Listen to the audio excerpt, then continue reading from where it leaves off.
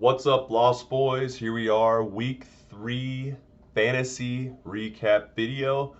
Let's get right into it. We had a pretty good, crazy week 3 in the NFL and week 3 in fantasy. Some crazy high scores. Most teams did really good this week, scoring a lot of points. But once again, there had to be 5 losers and 5 winners. So let's get into it. First matchup we're going to talk about was Justin versus Denny. This was a really good matchup. I was excited to watch this going into the week. Denny was pretty much in must-win mode. He was 0-2, didn't want to fall to 0-3, and after that Thursday night game, didn't look like he was going to. He got a really good game from Deebo Samuel. He got a good game from George Kittle. He had a decent lead on Justin already. So it looked like Denny was going to take it. I think at one point he had like an 83 or 84% chance to win, according to that. And then Sunday rolled around. Denny's guys still played well. I mean, he had a great day from Lamar, got him 28 points, had over 100 rushing yards. Um, he got a phenomenal day from Kenneth Walker, almost 30 points from your running back position, which is usually a guaranteed win. Uh, I mean, his team scored 163 points. So Denny had a great day. Unfortunately, Justin put up 199 points. Barretto's team, we always give him shit, but here he is after week 3. He's 2-1 and he's in second place. Josh Allen, and this is all without Burrow even doing anything. But Allen did good. But the main thing was Mostert, man. And we'll talk about his partner in crime a little bit later. But Mostert, 41 points. Allen, 21. And the other big one, Buffalo D, 32 points. I mean, you're going to win your game if your defense scores you 32. It's just as simple as that. He did lose Mike Williams to an ACL for the rest of the year, which sucks. I mean, his team was injury prone definition. Mike Williams, James Conner, Mostert, all these guys get hurt every single year. Mike Williams is the first one down. We'll see what happens with Mostert and James Conner throughout the year. But until they do, Bretto's riding it. Denny takes a tough L going down to 0-3. Like I said, he put up a good amount of points. Our league seems to be pretty balanced right now, so he's not out of it by any means. But a tough loss for Denny, putting up a lot of points and still taking the L. So we'll see how he does next week. Next game we're going to go to was Josh versus Patty. This was another really good game. Patty started the day off on fire. He had the first touchdown of the week. It was like a 60-yard bomb to Tyreek. He had a receiving touchdown from Zach Moss, of all people. Pat's team was looking really good. Tyreek ended up having him 26 points. Unfortunately, the lady friend on his team, Trevor Lawrence, just couldn't get it rolling. He didn't do bad per se. He had 14 points. And fortunate for Patty, the one touchdown that he did have did go to Pat's receiver, Christian Kirk, which kind of saved Christian Kirk's day. Pat had a good day. He had 159 points. ETN had a lot of yards. He did get a touchdown from Miles Sanders after a guy got tackled at the 1-yard line. I mentioned Zach Moss. I mean, Pat's team did do well. He scored 159. And it looked like he was going to win. Pat was up 20 points going into Sunday Night Football. He had an insanely good chance to win. And then Josh's team played. Davante Adams saved him. Let's be real. 35 points from Davante Adams on Sunday Night Football. Like I said, Josh's team did pretty well. He had 188 points, which is really good. Second most points of the week. Cousins did his thing.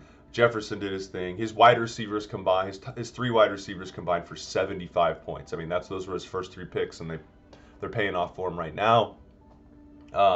So he gets 35 from Davante, saves him, and then Monday night it was Devontae Smith had to outscore Evan McPherson by 15 to give Pat the win. Unfortunately, the opposite happened.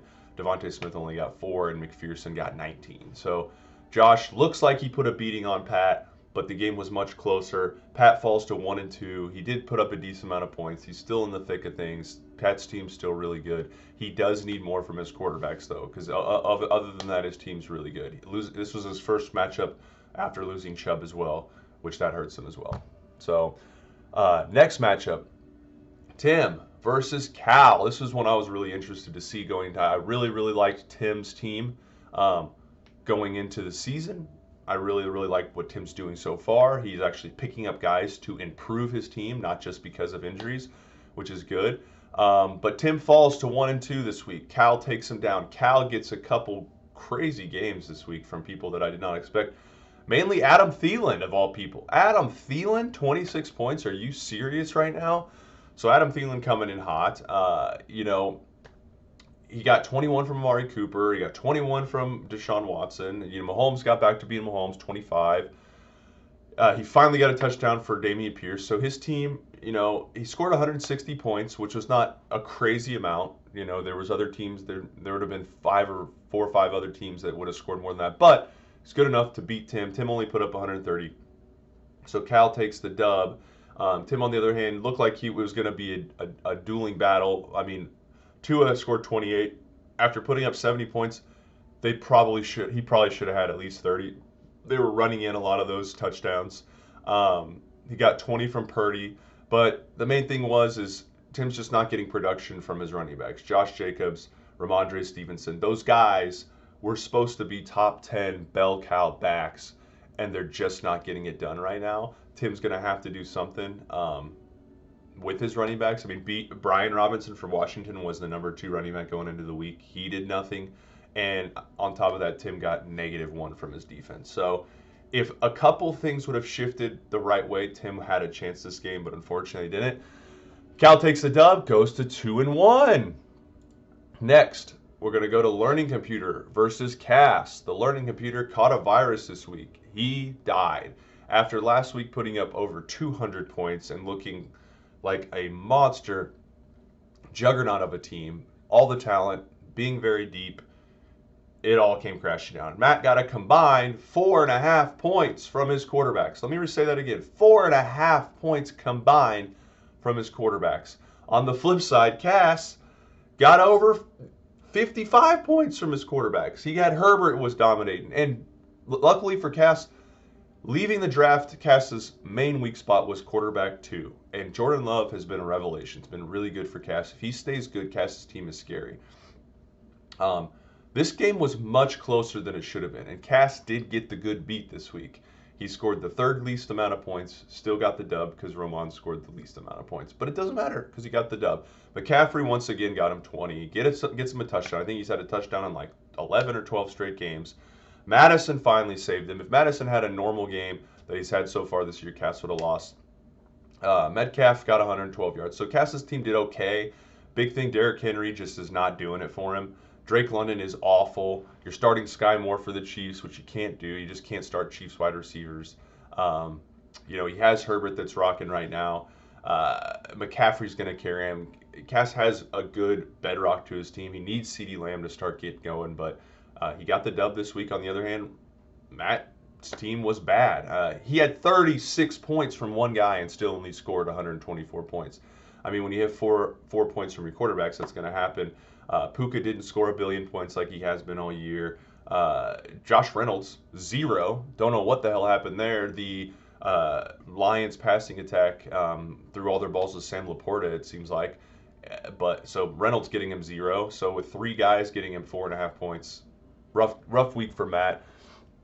He falls to 1-2. Cass is at 2-1. Move to our final matchup of the week. We had Ryan versus Jace, the Sweet Chin. And Jace put a beat down on Ryan. Ryan is in a rough spot. Just got to call it how it is. He is without his 1st round pick. He is without his 2nd round pick. He is without his 3rd round pick. No Eckler, no Jonathan Taylor, no Saquon Barkley. He went running back heavy. And it could have been a great strategy because running back has been decimated. Unfortunately, some of his guys are the decimated ones.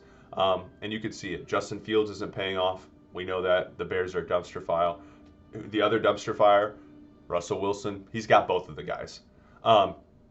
So Ryan's team's kind of in a crap hole right now. Jonathan Kelly has done nothing since taking over for Eckler. DeAndre Swift's been a bright spot. Freiermuth caught a touchdown for him. And Tank Dell, 23 points. I mean, it's a bummer losing a week when you get Tank Dell putting up 23 points for you, but that's exactly what happened. It wasn't even close. Jace was watching the games and saw Devon Achane score 50 points. I mean, it was over after that. Didn't even matter. Jace's team overall did pretty good, but Devon Achane scoring 50 points. I mean, what are we doing right now? Jace's biggest weakness by far going into the season was his running backs. He had nobody. And now, with the Chubb injury, he had Ford. Now, Devon Achane looks like a real thing if they split those carries, or eventually, when Mostert gets hurt, because Mostert will get hurt, he might take over the lead role on the best offense in the league. Could be a jackpot. And he has Kamara coming back from suspension this week. So Jace all of a sudden has insanely strong running backs to go with his insanely strong wide receivers. Diggs, Olave, Calvin Ridley, Marquise Brown, DeAndre Hopkins. Plus, he has Jalen Hurts. I mean, Jalen Hurts hasn't even gotten rolling yet. He had another 20-point game this week, but he's going to get rolling. Jace's team looks scary going forward. Gets the dub against Ryan. We'll see if Ryan can patch together some things going forward. I still like Ryan's team, but he's in a rough spot right now. So those were all the matchups this week. We're going to do a quick look at week 4 because we got some big ones. We'll start with battle of first place team, 3-0 Josh versus Cal. Going to be another really good matchup. Cal has a lot of favorable matchups with his players. I think Adam Thielen could have another big week, but we will see what happens there. I'm going to go with giving Josh the slight edge on this one. I think his team is just really deep. His receivers do really, really well. And maybe Cal can pull it out. Cal's team's really good. If Adam Thielen has another 25-plus point week, Cal can definitely steal this one. Next, we're going to go with Tim versus Jace. Another close week, but I already mentioned Jace's strength of wide receiver and with his running backs. He has Kamara coming back this week, so he's going to get even stronger. I'm going to go with Jace taking the dub over Tim this week. I really like his team going forward. Next, we're going to go Denny, 0-3 Denny versus 1-2 Pat. This is a must-win game for both guys almost. 100% for Denny. No matter how close our league is, it's almost impossible to start 0-4 and make the playoffs. We'll see. Pat's still recovering from losing Chubb, but Pat's team is really good. So I'm going to go with Pat. I hate to say it. I love you, Denny, but you put all your eggs in the Jets basket, and it just didn't work after the first 4 plays of that season, obviously. So I think Pat takes the dub. I think he gets back to 500, and Denny unfortunately falls to 0-4.